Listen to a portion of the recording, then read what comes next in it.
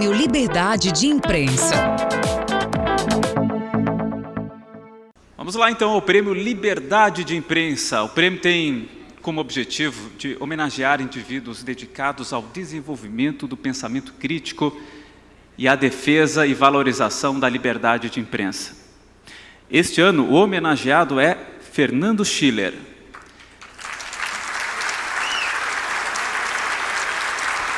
Ele é doutor em Filosofia e mestre em Ciências Políticas pela Universidade Federal do Rio Grande do Sul, com pós-doutorado pela Universidade de Colômbia, em Nova York. Professor e pesquisador no INSPER, especialista em políticas públicas e gestão governamental pela ENAP, gestão cultural e cooperação ibero-americana pela Universidade de Barcelona. Ex-secretário de Estado da Justiça e do Desenvolvimento Social do Rio Grande do Sul, diretor-geral do IBMEC e diretor da Fundação Iberê Camargo. Colunista da revista Veja e criador do projeto Fronteiras do Pensamento, Schiller traz lucidez através de seus textos, exercendo a defesa dos valores da liberdade de expressão com necessária moderação, posicionamento, Fernando? Ele é uma verdadeira referência para o Instituto de Estudos Empresariais e seus associados. Está aqui ao meu lado, então, Fernando Schiller, e eu chamo aqui a vice-presidente do IEE, a Paola Kozer Magnani, para entregar essa homenagem. Fernando.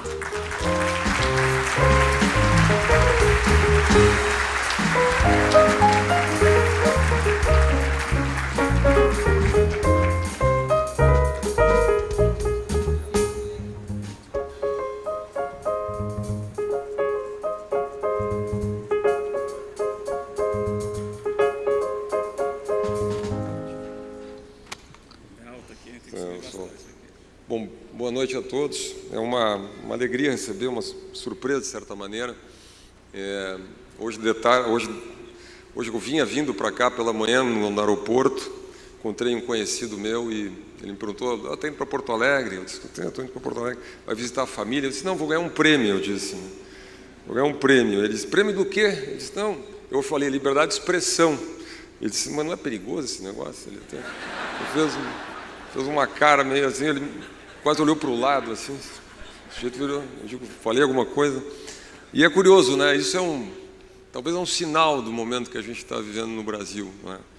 E isso talvez justifique o prêmio, né? Mas eu queria fazer aqui uma rápida menção a todos os presentes, presidente Temer, doutor Jorge, mas me permito uma rápida e singela homenagem a uma figura que é uma referência para mim e que se pautou nesses anos todos pela defesa, às vezes difícil, da liberdade de expressão no Brasil, num lugar, muitas vezes difícil e decisivo para o país, que é o ministro aposentado do Supremo Tribunal Federal, Marco Aurélio Mello.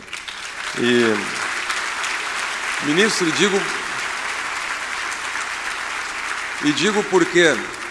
E digo por quê, ministro? Porque o senhor ocupou uma posição de poder onde o senhor poderia usar o poder, inclusive, para o abuso do poder.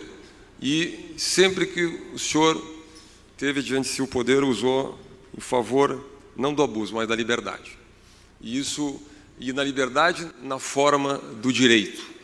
E eu estudei muito isso, inclusive alguns dos seus votos.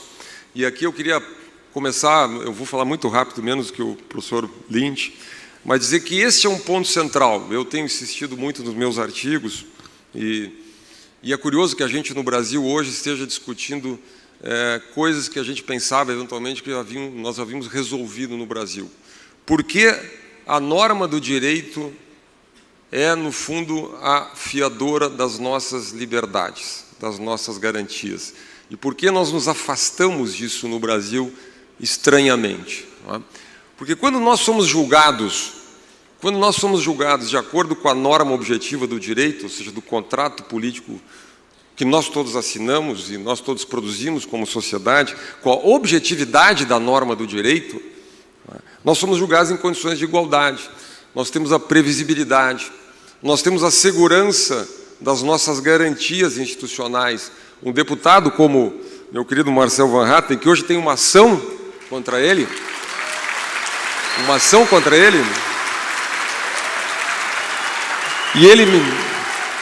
que pode levá-lo a pagar uma multa de 20 mil reais todos os dias, ou pode não levá-lo a pagar uma multa, porque e uma ação da qual ele não sabe o mérito nem o conteúdo, não tem acesso ao mérito e ao conteúdo, e muito menos ao critério pelo qual ele é acionado ou julgado, ou pode ser eventualmente julgado. Porque quando nós não sabemos, quando nós nos afastamos da objetividade do direito, nós ingressamos no terreno das interpretações, no terreno das ilações. Aliás, um dia eu ouvi o presidente Temer exatamente usando essa expressão. O direito das ilações, das interpretações, da subjetividade humana. Não é? E isso me lembra uma velha lição de Montesquieu, uma velha lição dos pais da democracia liberal moderna, dizendo: se nós somos julgados, se as nossas garantias dependem da objetividade da lei, nós temos a liberdade. Do contrário, nós estamos sujeitos ao governo dos homens e não das leis. Porque se eu sou julgado no Brasil, se qualquer um de nós é julgado no Brasil pelo que o juiz acha que é uma ameaça à democracia, ou sobre o que o juiz acha que é um discurso de ódio, ou que o juiz acha que é verdade ou inverdade, uma fake news ou não, eu não estou subordinado à objetividade da lei, mas à interpretação muito subjetiva e falível de alguém, de uma autoridade que detém o poder. Eu me lembro aqui, eu volto aqui, eu não vou fazer, o professor é um perigo, ele pode fazer muitas digressões, mas a história da liberdade de expressão no mundo moderno nasceu exatamente dessa reflexão. Quando John Milton foi ao parlamento inglês reivindicar o fim da censura aos livros na Inglaterra, o seu grande ponto era: a verdade está espalhada por aí. A verdade, ele busca o mito de Ísis e Osíris, diz: a verdade foi fragmentada, foi estilhaçada em 1000 pedaços. E nós só vamos reconstruir esses pedaços eventualmente no juízo final. Até lá nós vamos ter que lidar com pedaços da verdade. Não é? E mais, ele dizia: os juízes não devem fazer a censura dos livros porque os juízes são falíveis. Os juízes são falíveis. E, portanto, nenhuma autoridade de Estado, nenhum juiz deve ser o árbitro da verdade, porque a verdade pertence a toda a sociedade. Este é um...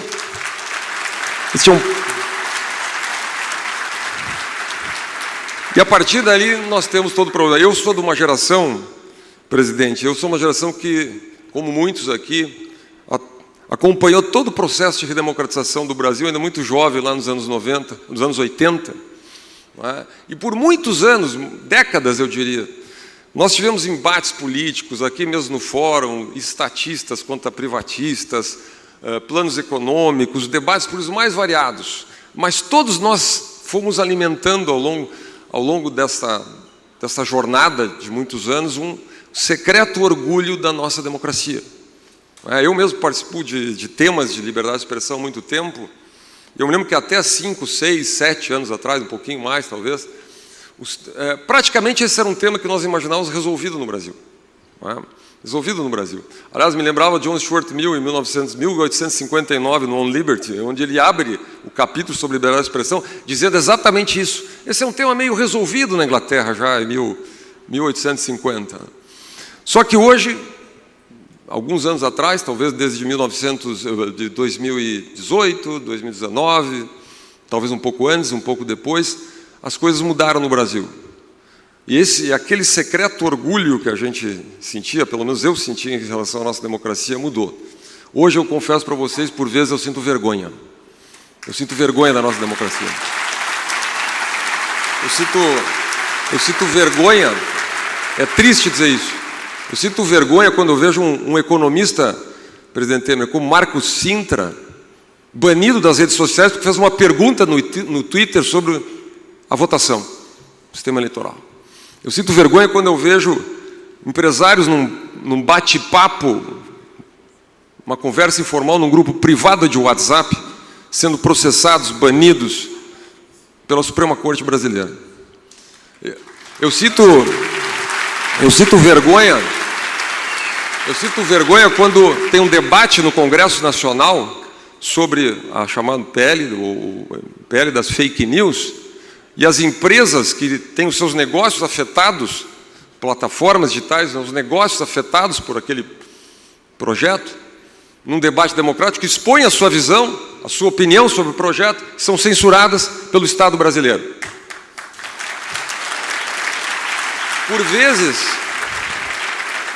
Por vezes a gente pode imaginar que isso é um enorme conjunto de mesquinharias, onde deputados são banidos de rede social, tendo lá o artigo 53 da Constituição que garante a imunidade parlamentar. E assim você vai, onde um youtuber chamado Monark, que defende um princípio do qual eventualmente se pode concordar ou não, que é a mais ampla liberdade para qualquer partido fazer uso da sua expressão, é processado pelo Estado brasileiro a pagar 4 milhões de reais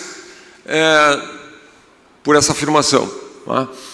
Que é basicamente, de uma maneira tosca, defender, ministro Magalhães, o mesmo princípio da primeira emenda americana. O mesmíssimo princípio, o que me levou, inclusive, a um raciocínio muito curioso de que, eventualmente, James Madison e Thomas Jefferson seriam processados no Brasil. Que, eventualmente o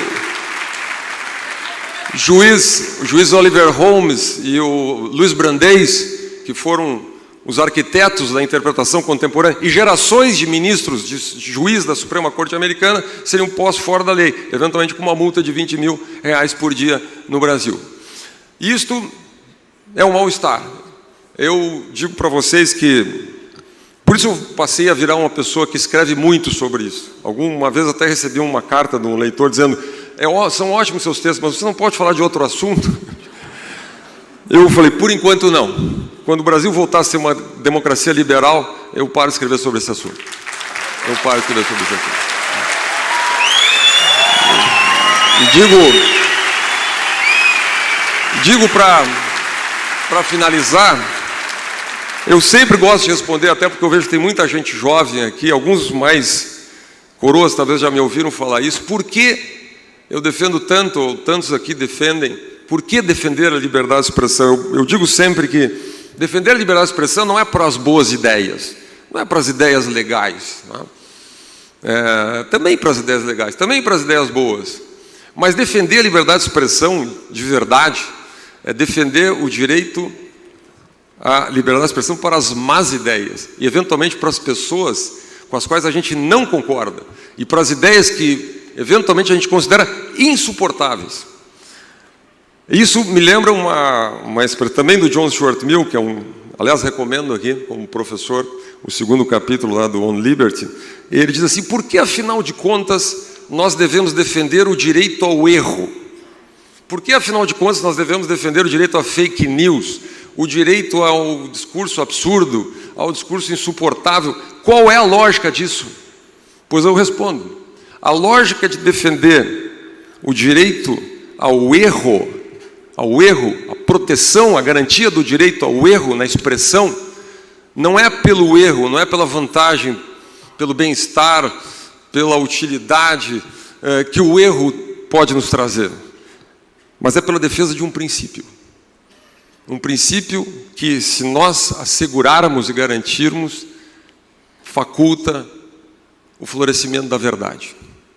É por isso que nós defendemos, uma sociedade garante, historicamente, durante 300 ou 400 anos do mundo moderno, se constituiu lentamente esta ideia. Aliás, num filme brilhante, que eu também gosto de citar, chamado Povo contra Larry Flynt, um certo momento, quando aquela revista que não servia para nada, aquela revista que era um erro e que devia ser banida, e o caso foi para a Suprema Corte Americana, e um dia ele se irritou, o Larry Flynt, juntou a imprensa em torno dele e disse assim: olha, eu quero dizer, eu sou o pior dos americanos, eu concordo com vocês, eu sou o pior dos americanos. Agora, se a Constituição dos Estados Unidos me protege, a mim que sou o pior dos americanos, protege a todos vocês que são melhores do que eu, porque eu sou o pior dos americanos. E este é o sentido último da defesa da liberdade de expressão. Porque nós não somos infalíveis, nós somos falíveis, portanto, ninguém sabe exatamente, em última instância, tem a garantia do que é o erro e do que é a verdade, ok, mas é a garantia da defesa, a única maneira que nós temos de defender e assegurar a vigência de um princípio que, no fundo, protege a todos nós, inclusive o florescimento das boas ideias. Por fim mesmo, quero dizer para vocês, dedico este prêmio a todas as pessoas perseguidas, banidas, censuradas no Brasil de hoje. Tá? Em nome delas,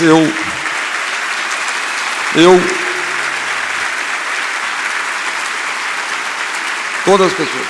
E em nome delas, infelizmente ou felizmente, eu continuarei escrevendo pelo menos nos próximos tempos. Muito obrigado.